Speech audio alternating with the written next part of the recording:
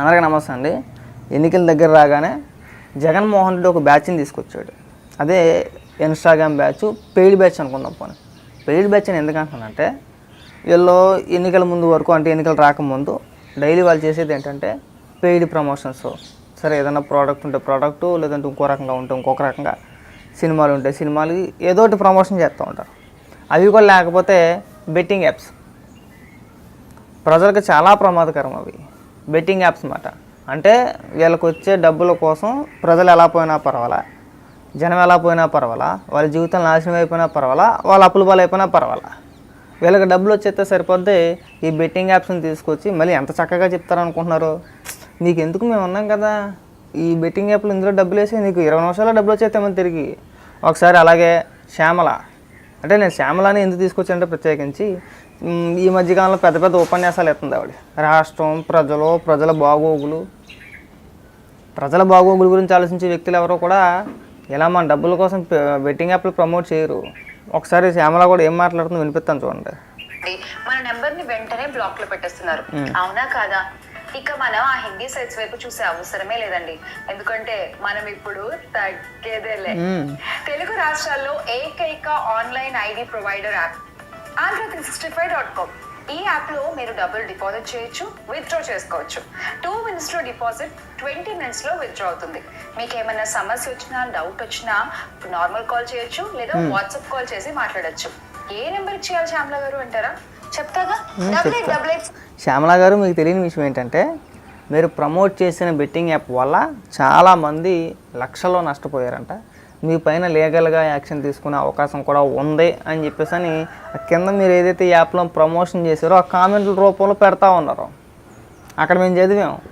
ముందు దాని సంగతి కూడా చూసుకోండి.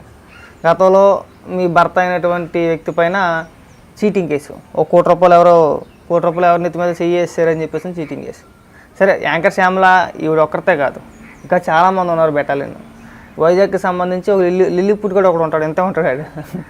ఎంతే ఉంటాడు అది కూడా బెట్టింగ్ యాప్లు. ఓ పక్క నుంచి బెట్టింగ్ యాప్లు ప్రమోట్ చేస్తూనే ఉంటారు, ఓ పక్కన జగన్మోహన్ రెడ్డి ఏదైనా ప్యాకేజ్ ఇస్తాడు అనుకో, ఏముంది మీకు వైజాగ్ రాజధానిగా వద్దా, మన వైజాగ్ వాళ్ళమే కదా రాజధాని అంటే ఏమనుకుంటున్నారు మీరు, అది మాట్లాడమే సరిగ్గా రాదు. ఆడు తెలంగాణలో కొంతమంది బెటాలియను, అలాగే ఏపీలో కొంతమంది బెటాలియను, వీళ్ళంతా కూడా బెట్టింగ్ యాప్లు ప్రమోట్ చేసేసి శుభ్రంగా వాళ్ళ జోబులు నింపేసుకొని ఎన్నికల టైం రాగానే జగన్మోహన్ రెడ్డి ప్యాకేజీ ఇవ్వగానే రాష్ట్ర ప్రజలు జగన్మోహన్ రెడ్డి రాష్ట్రానికి మంచి చేసాడు, మేలు చేసాడు, మేము మాత్రం మా ప్యాకేజీ కోసం రాష్ట్రాన్ని నాశనం చేసేస్తాం, బెట్టింగ్ యాప్లు ప్రమోట్ చేసేస్తామని. అందుకే నేను ఏమంటున్నానంటే, ఇలాంటి వాళ్ళని చాలా దూరంగా ఉంచండి. వీళ్ళు చెప్పిన మాటలు అస్సలు నమ్మకండి. కేవలం వాళ్ళకు వచ్చే ప్యాకేజీ గురించి, ప్యాకేజే వాళ్ళకు పడేసే ముష్టి కోసం ఎంతకన్నా దిగజారిపోతారా వీళ్ళు అనడానికి ఉదాహరణ అన్నమాట. అందరికీ నమస్తే అండి. ఈరోజు అమిత్ షా గారి స్పీచ్ విన్న తర్వాత జగన్మోహన్ రెడ్డి ఆంధ్రప్రదేశ్ రాష్ట్రాన్ని ఏ మేరకు పూర్తిగా నాశనం చేసేది అర్థమైంది. 1 కాదు 2 కాదు, ఏకంగా 13,50,000 కోట్ల రూపాయలు అప్పు చేసాడంట. ఎంత? 13,50,000 కోట్లు. పథకాల పేరుతో పప్పు బేళ్ళల కింద పంచింది ఎంతయా అంటే 2,50,000 కోట్లు, 2,70,000 కోట్లు చెప్తాడు. ప్రతి సభలోనే చెప్పేదే కదా, నేను మీ బిడ్డనక్క, నేను మీ బిడ్డనమ్మ అన్న, నేను మీ బిడ్డనన్న, ప్రతి సభలోనే చెప్తూనే ఉంటాడు కదా. 2,70,000, 2,50,000 కోట్ల రూపాయలు పంచాడు. చేసిన అప్పు మాత్రం 13,50,000 కోట్లు. ఏం చేసేవా మిగిలిన డబ్బు అంటే సమాధానం లేదు. ఎవడన్నా సమాధానం చెప్పగలుగుతాడా? అన్ని లక్షల కోట్ల రూపాయలు అప్పు చేసి నువ్వు రాష్ట్రానికి చేసిన మేలు ఏంటయ్యా అంటే ఏం కనబడట్లా. గతంలో చంద్రబాబు నాయుడు గారు కూడా చేశారు, చేయలేదన్నట్లా.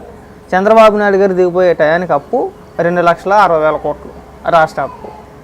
నువ్వు వచ్చిన తర్వాత ఎంత తీసుకెళ్ళేదానికి? ఇంచుమించు 14 లక్షలు 15 లక్షలు తీసుకెళ్ళిపోయావు. నువ్వు చేసిన అప్పుతో కలిపితే దాటేసి ఉంటుంది కూడా. మరి నువ్వేం చేసావు? రాజధాని నిర్మాణమా చేపట్లా, పోలవరమా పూర్తి చేయలే, 3 రాజధానులు అన్న పోనీ అందులో ఏమైనా పెట్టాడా పెట్టుబడి అంటే అది కూడా లేదు. మరి ఏం చేస్తావు నువ్వు? ఇంత డబ్బు అంతా ఏం చేస్తావు జగన్మోహన్ రెడ్డి? సమాధానం చెప్పాల్సిన బాధ్యత నీ పైన ఉంది కదా. పోలవరం గురించి కూడా చెప్పారు అక్కడ. పోలవరాన్ని పూర్తిగా అటకెక్కిచ్చేసిన వ్యక్తి జగన్మోహన్ రెడ్డి. చంద్రబాబు నాయుడు గారు ఉన్నప్పుడు పోలవరానికి సంబంధించి నిధుల కోసం కేంద్ర ప్రభుత్వం దగ్గరికి వచ్చేవాళ్ళు. ఏ మేరకు పనులు జరిగినాయి ఏంటి ఆ నివేదిక అన్నీ కూడా కేంద్రం ఎప్పటికప్పుడు పరిశీలన చేస్తూ ఉండేది. పోలవరం ప్రాజెక్ట్ అథారిటీ ఇచ్చిన నివేదిక ఆధారంగా చూసుకుంటే ఎప్పటికప్పుడు కేంద్రం కూడా పరిశీలనతో ఉండేది. జగన్మోహన్ రెడ్డి వచ్చిన తర్వాత పోలవరం అసలు ఊసే లేదు, 1% పనులు కూడా పోలవరం ప్రాజెక్టులో కంప్లీట్ అవ్వలేదు అక్కడ అని వాళ్ళ క్లియర్గా పోసకొచ్చినట్టు చెప్తున్నారు. అక్కడ నిజంగా నువ్వు 13 లక్షల కోట్ల రూపాయలు అప్పు చేసామంటే దిమ్మ తిరిగిపోతుంది. ఇక్కడ మేము అనుకుంటూనే ఉంటాం, జగన్మోహన్ రెడ్డి ఇంత అలా చేస్తున్నాడంటే మా నెత్తిని గుదిబండి ఎడతాడరా, రాష్ట్రాన్ని అప్పులకప్పు చేసాడు, మళ్ళీ అధికారంలోకి వస్తాడో రాడో తెలియదు, ఉన్న కాడికి దోచుకోవాలి, దొరికిన కాడికి దోచుకోవాలి, అంతే దోచుకున్నాడు. ఇంచుమించు 10 లక్షల కోట్ల రూపాయలు అవినీతే మొత్తం తినేసినట్టే కదా జగన్మోహన్ రెడ్డి. మరి నువ్వు పంచింది ఎంత, నువ్వు చేసింది ఎంత, నువ్వు చేసిన అప్పు ఎంత, ఆ అప్పు అంతా దేనికి ఖర్చు పెట్టావు అసలు? మళ్ళీ ఆ భారాన్ని మళ్ళీ పన్నుల రూపంలోని, నిత్యావసర సరుకుల ధరల రూపంలోని, పెట్రోల్ ఛార్జీల రూపంలోని, పెట్రోల్ ధరల రూపంలోని, కరెంటు బిల్లుల రూపంలోని మళ్ళీ మా పైన రుద్దేది, మళ్ళీ మేమే కట్టాలా. ఏంట్రా కరెంటు బిల్లు ఎంత వస్తున్నాయంటే వస్తాయి, ట్రూ అప్ ఛార్జీలు అని ఒకసారి అంటాడు, ఇంకొక ఛార్జీ అని చెప్పేసి ఇంకొకడు ఉంటాడు. దానికి దీనికి సంబంధం ఉండదు. ఒక్కడైనా ప్రెస్ మీట్ పెట్టి సమాధానం చెప్పండి. ఇప్పుడు అమిత్ షా గారు మాట్లాడిన మాటలకి ఒక్కడైనా సరే ప్రెస్ మీట్ పెట్టే సమాధానం చెప్పాల్సిన బాధ్యత వైఎస్ఆర్సీపీ పార్టీ పైన ఉంది. ఇప్పుడు అంటే ప్రభుత్వం పైన ఉంది. జగన్మోహన్ రెడ్డి ఎలాగే ఆడలేదులే, జగన్మోహన్ రెడ్డి గురించి ప్రస్తావించుకోవడం కూడా టైం పక్కే. జగన్మోహన్ రెడ్డి అమిత్ షా కాదు కదా, డైరెక్ట్గా మోడీ గారు వచ్చి ఇవ్వనయ్యా నువ్వు ఎంత తినేసేవయ్యా, నీది ఒక బతికేనా, ఆంధ్ర రాష్ట్ర ప్రజలను కొల్లగొట్టేసావు, మొత్తం నాకింగ్ చేసావని చెప్పేసి అన్నా సరే డైరెక్ట్గా ప్రెస్ మీట్ పెట్టి 10 మంది మీడియా మిత్రులను ముందు కూర్చోబెట్టుకుని ఒక్క ప్రెస్ మీట్ అంటే ఒక్క ప్రెస్ మీట్ పెట్టలేడు, మాట్లాడలేడు. ఎందుకంటే స్క్రిప్ట్ ఉండాలి. మ్యాక్సిమం స్క్రిప్ట్ లేదే అక్షరం ఒక్క నోటు అంటే బయటికి రాదు. ఇప్పుడు సజ్జల రామకృష్ణారెడ్డి ప్రెస్ మీట్ పెడతాడా, అంబటి రాంబాబు పెడతాడా? నాకు తెలిసి సజ్జలే పెడతాడు. ఎందుకంటే సకల శాఖ మంత్రి, ముఖ్యమంత్రి తర్వాత ముఖ్యమంత్రి అయినటువంటి వ్యక్తి సజ్జల రామకృష్ణారెడ్డి కాబట్టి సజ్జల రామకృష్ణారెడ్డి ప్రెస్ మీట్ పెట్టి అబ్బాయితే అమిత్ షా గారు అన్ని అబద్ధాలు చెప్తున్నారు, ఎన్నాళ్ళో గుర్తుకురాంది వాళ్ళు గుర్తుకొచ్చిందా, ఇప్పుడే ఎందుకు విమర్శించాలి, మా రాష్ట్రం మా అప్పు, మా రాష్ట్రం వేరే మా అప్పు వేరే, అవన్నీ మీకు తెలియదు, మేము పైకి కొంతే చెప్పుకున్నాం పనిచేయమని, మిగతా కూడా మేము పనిచేసామని చెప్పి ఇక్కడ సోలో డైలాగులు చెప్తాడు. రాష్ట్రాన్ని సర్వనాశనం చేస్తారు కదరా మొత్తానికి. ఒక ఛాన్స్ అని చెప్పి రాష్ట్రాన్ని సర్వనాశనం చేశారు, అమరావతిని సర్వనాశనం చేశారు, పోలవరం వరకు ఎక్కించేశారు. ఇంక మిగిలింది ఏమీ లేదు, ప్రజల ఆస్తుల పైన పడ్డారు. ప్రజల ఆస్తులు మాత్రం మిగిలి ఉన్నాయి. ల్యాండ్ టైటిలింగ్ యాక్ట్ అని చెప్పేసి ఒకటి తీసుకొచ్చారు. నాకు ఒక డౌట్ కొట్టేస్తుందండి, ఎక్కడో ఇలా గత 2 ఏళ్ల బట్టి పాస్ పుస్తకాల పైన జగన్మోహన్ రెడ్డి బొమ్మ వేసుకొని ఎత్తున్నాడు, గుర్తుందా మీకు? అవి అందులోనే మెన్షన్ చేస్తుంది ఏంటి, ఇవి బ్యాంకుల్లోని గట్రా చూపించాల్సిన పని లేదు, ఇవి చెల్లవు అని చెప్పేసి అని. నాకు తెలిసి 2 ఏళ్ల కిందటి నుంచో 1 సంవత్సరం కిందటి నుంచో ల్యాండ్ టైటిలింగ్ యాక్ట్ అనేది అమల్లోకి వచ్చేసిందని చెప్పేసి నా అనుమానం. ఎందుకంటే ఒరిజినల్స్ ఎలాగా వాళ్ళ దగ్గరే ఉన్నాయి. మీ ఒరిజినల్ డాక్యుమెంట్లన్నీ ప్రభుత్వం దగ్గరే పెట్టుకొని మీకు నామకే వాసు ఏదో ఒక బుక్ ఇవ్వాలి కాబట్టి, ఎలాగ చిత్తకైతేలంటే ఒక బుక్ ఇవ్వాలి కాబట్టి నామకే వాసు జగన్మోహన్ రెడ్డి బొమ్మ వేసేస్తుందేమో అని చెప్పేసి నా డౌట్, అనుమానం. నాకు ఎక్కడో తేడా కొడుతుంది, ఒకసారి బాగా గమనించండి. మీకు కూడా అనుమానం రావట్లేదా? ఇందాక అనుకుంటా జీవీ రెడ్డి గారు పెట్టిన పోస్టర్ చూసా, ల్యాండ్ టైటిలింగ్ యాక్ట్ ఆల్రెడీ అమల్లోకి వచ్చి 1 year అయిపోతుంది, సంవత్సరం అవుతుంది ఆల్రెడీ అమల్లోకి వచ్చింది. అప్పటి నుంచి ఈ పాస్ బుక్ల మీద ఏదైతే జగన్మోహన్ రెడ్డి బొమ్మ ముద్రించేస్తున్నారో అవన్నీ చిత్తకైతే లెక్క, చల్లవు, అవన్నీ కూడా పనికిరావు. అంటే ఒరిజినల్ డాక్యుమెంట్లు వాళ్ళు పెట్టుకొని మీకు ఏదో ఇవ్వాలి కాబట్టి నామకే వాసు ఆ బొమ్మ వేసి ఇస్తున్నారేమో అని డౌటు. ఒకసారి బాగా గమనించుకొని మీరు కూడా ఆలోచించండి ఒకసారి. ఎందుకంటే వాళ్ళు విజయనగరం జిల్లాలో అనుకుంటా ఒక వీడియో చూసా, కొంతమంది వ్యక్తులు కొన్ని చోట్ల ఒక స్థలాలు కొనుక్కున్నారన్నమాట. స్థలాలు కొనుక్కుంటే సరే డెవలప్మెంట్ తర్వాత చేసుకుందామని చెప్పేసి వదిలేశారు.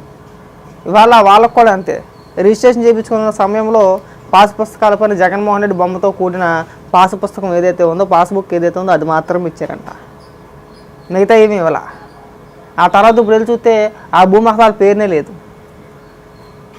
మార్చేశారు, స్వాహా ఆర్పేశారు మొత్తం.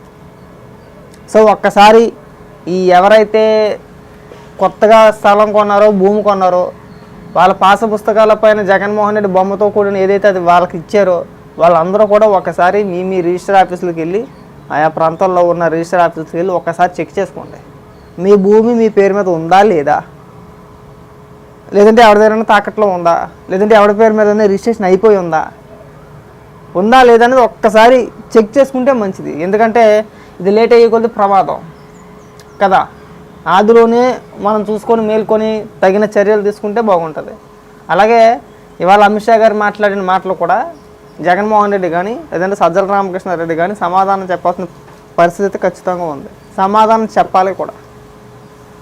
మీరు అన్ని లక్షల కోట్ల రూపాయలు ఎందుకు అప్పు చేశారు, దేనికి ఖర్చు పెట్టారు, ఏమైపోయింది ఆ డబ్బంతా, ఎక్కడ పోనీ రోడ్లు వేసిన పాపాన్ని పోలా, ప్రభుత్వ భవనాలు నిర్మాణం చేసేటిరా అంటానికి అది కూడా లేదు. నువ్వు వచ్చిన తర్వాత ఎక్కడ కూడా తట్ట మట్టి వేయలేదు, ఎక్కడ కూడా ఒక ఇటుక మొక్క పెట్టలా, దేనికి చేయలా. మరి ఏమైపోయినాయి లక్షల కోట్ల రూపాయలు, ఏం చేసేసో? ఇదొక పెద్ద స్కామ్. అమిత్ షానే చెప్తున్నాడు, లెక్కర్లో భారీ స్కామ్ చేశాడు, భారీగా తినేశాడు, మద్యపాన నిషేధం అన్నాడు, కానీ అదొక పెద్ద భారీ స్కామ్. అది సొంతంగా మద్యం అమ్మేసుకుంటున్నాడు, అన్యాయంగా దోసేస్తున్నాడు. డిజిటల్ పేమెంట్ లేకుండా ఉత్తి క్యాష్ అంట, ఎంత తినేసాడు ఏంటో లెక్కల్లో కూడా ఉండదు. అది రేపొద్దున మళ్ళీ దీంట్లో కూడా కేసు పెట్టి అరెస్ట్ చేస్తారు, కానీ లెక్కలు బయట రావు ఇవన్నీ కూడా. సో కాబట్టి జగన్మోహన్ రెడ్డి చెప్తాడా, సజ్జల రామకృష్ణారెడ్డి సమాధానం చెప్తాడా, ఈరోజు అమిత్ షా గారు మాట్లాడిన మాటలకి సమాధానం చెప్పాలని చెప్పేసి అనుకుంటున్నాం.